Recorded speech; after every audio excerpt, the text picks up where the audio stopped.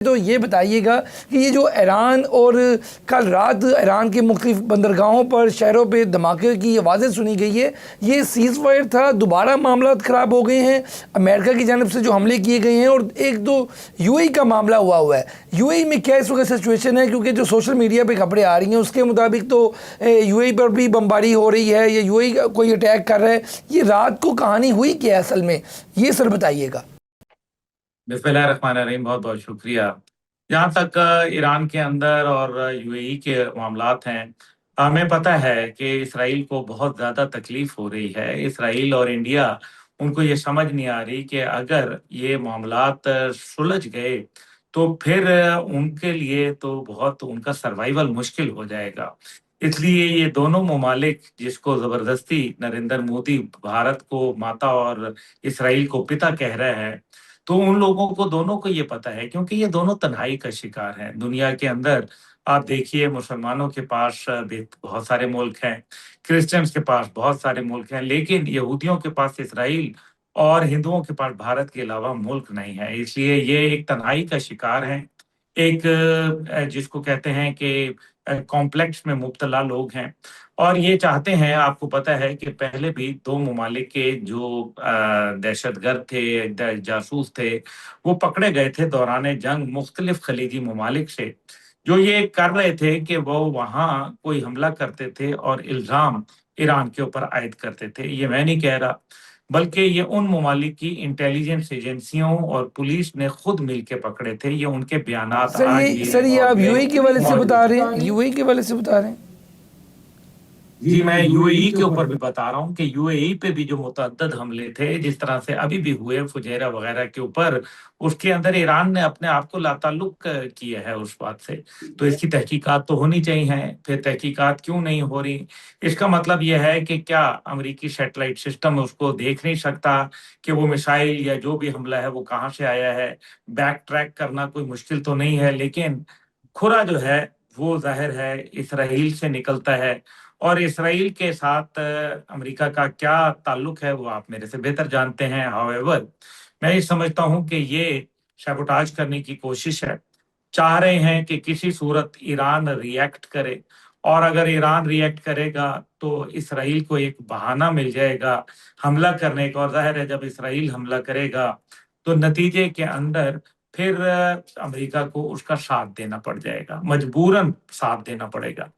اسی وجہ سے ایران جو ہے وہ اس ٹائم پہ برداشت کا مظاہرہ کر رہا ہے اور ریسٹرینٹ شو کر رہا ہے۔ اور یو اے ای پہ جو حملے ہیں، میں سمجھتا ہوں کہ جو یہ حملے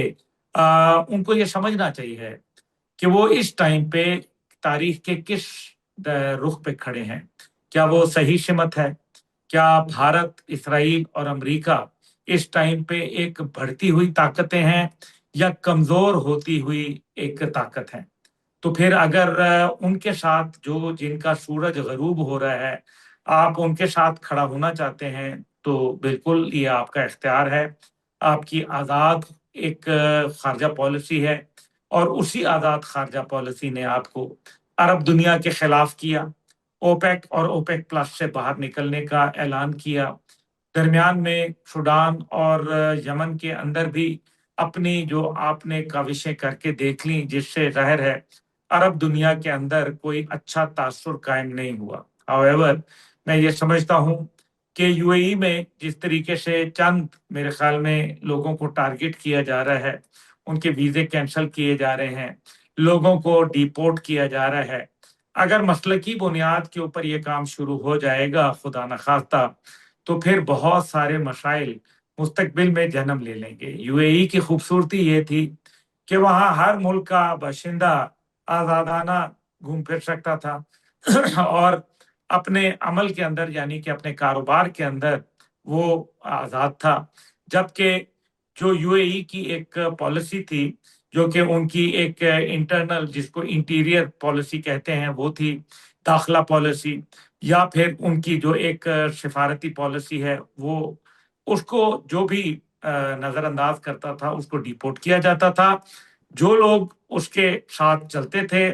تو ان کو، چاہے وہ کسی بھی رنگ، نسل، مذہب، قوم سے تعلق رکھتے ہوں، یو اے ای میں ان کے لیے ایک میرے خیال میں بہت ہی کمفرٹ زون تھا۔ اگر اس طرح سے تاثر قائم کیا گیا تو اس کے نتیجے میں میں سمجھتا ہوں کہ یو اے ای کو ایک نقصان پہنچے گا، خدا نخواستہ۔ نقصان پہنچنے سے مراد میں سمجھتا ہوں کہ ان کی ساکھ کو نقصان پہنچے گا۔ جو پاکستان کے لیے ویزوں کے حصول کے لیے مشکلات پیش آ رہی ہیں یا مستقبل میں جس طرح سے باتیں نظر آ رہی ہیں، میں سمجھتا ہوں یہ خوش آئند نہیں ہیں، یہ مشکلات میں اضافہ کریں گے۔ اچھا عبداللہ حمید گل صاحب، یہ بتائیے گا کہ 15 اور 14 تاریخ کو جو ڈیٹس سامنے آ رہی ہیں کہ امریکہ جو ہے، ڈونلڈ ٹرمپ جو ہے وہ چائنا کا دورہ کرنے جا رہے ہیں، اور یہ بھی چیز سامنے آ رہی ہے کہ وہ چائنا کا دورہ کرنے سے پہلے چاہتے ہیں کہ ایران کے ساتھ کوئی معاملات اپنے طے پا لیں تاکہ چائنا کے ساتھ وہ کوئی بڑا معاہدہ کر لیں جو کہ آگے الیکشن میں بھی ان کے لیے مددگار ثابت ہو۔ تو یہ کیسے تعلقات اپنے ٹھیک کریں گے، یا ابھی تک کوئی چیز یہ ہو رہی ہے، معاملات پہ بات ہو رہی ہے، یا یہ کل رات کے بعد کوئی معاملات مزید خراب ہو گئے ہیں؟ اس کے اوپر آپ کیا کہیں گے سر؟ علی طارق صاحب، اس کے اوپر تو ماضی میں بھی کئی دفعہ میرے خیال میں آپ کے ساتھ درجنوں دفعہ اس کے اوپر میں بات کر چکا ہوں، میں بہرحال پھر ایک دفعہ ریپیٹ کیے دیتا ہوں۔ دیکھیں، جہاں تک معاملات ہیں ڈونلڈ ٹرمپ صاحب کے، یہ تو واضح نظر آ رہا ہے کہ ایک ملٹری وکٹری ان کے لیے ممکن نہیں ہے، اور اگر ملٹری وکٹری ممکن نہیں ہے تو پھر واٹ نیکسٹ یہ ہے کہ معاملات تو مذاکرات پہ ہوں گے۔ بہتر یہ ہے کہ وہ جلد کر لیں۔ اگر وہ دیر سے کریں گے تو اس کے اندر رخنہ ڈالنے والے بہت سارے لوگ ہوں گے، بہت سارے ممالک بیٹھ جائیں گے جو نہیں چاہیں گے کہ امریکہ کے سینگ اس خطے سے باہر نکلیں، اور وہ یہ چاہیں گے کہ یہ سینگ یہیں پھنسے رہے۔ نتیجہ یہ ہوگا کہ امریکہ کو بھی نقصان ہوگا، خطے کو بھی ہوگا، ایران کو بھی ہوگا، اس میں کوئی دوسری رائے نہیں ہے۔ اس لیے ڈونلڈ ٹرمپ صاحب کو میں تو یہی مشورہ دوں گا، اور میرا خیال ہے کہ ڈونلڈ ٹرمپ صاحب خود بھی ان لائنز کے اوپر سوچ رہے ہوں گے کہ یہ معاملات چین کے جانے سے پہلے، چین وزٹ سے پہلے، وہ اپنے معاملات کو ختم کر لیں، کیونکہ اگر نہیں کریں گے تو چائنا نے واضح بتایا ہے کہ ہمارے پاس جو ایجنڈے میں، بات چیت کے ایجنڈے میں جو پھر ہوگا، وہ سب سے پہلے اپنا ہرمز اور ایران کے ساتھ جنگ کے حوالے سے بات چیت ہوگی، جو کہ یقیناً ڈونلڈ ٹرمپ صاحب کے ایجنڈے سے مختلف ہوگا اور ان کو سوٹ نہیں کرے گا۔ اس لیے ڈونلڈ ٹرمپ صاحب کو میرے خیال میں بہتر یہ ہے کہ وہ جانے سے پہلے معاملات کو سلجھا لیں۔ اچھا عبداللہ حمید گل صاحب، آپ کی ایک تاریخ پہ بھی بڑی گہری نظر ہوتی ہے، تو پاکستان اور یو اے ای کے جو تعلقات ہیں ماضی میں کس طرح کے رہ چکے ہیں؟ ابھی تو چلیں تھوڑی ناراضگی نظر آتی ہے، یا وہ طریق کے اس غلط جگہ پہ میرا خیال کھڑے ہیں جو ان کو بعد میں احساس ہوگا؟ تو ماضی کا اگر آپ حوالہ دیں، کیونکہ آپ کی بڑی گہری نظر ہے ہسٹری پہ بھی، ماضی میں تعلقات کیسے رہے ہیں یو اے ای کے ساتھ، اس پہ ذرا سر بتائیں گے؟ دیکھیں، یو اے ای کے ساتھ ماضی میں پاکستان اور ایران دونوں کے بہت اچھے تعلقات رہے ہیں، اور میں سمجھتا ہوں کہ ابھی بھی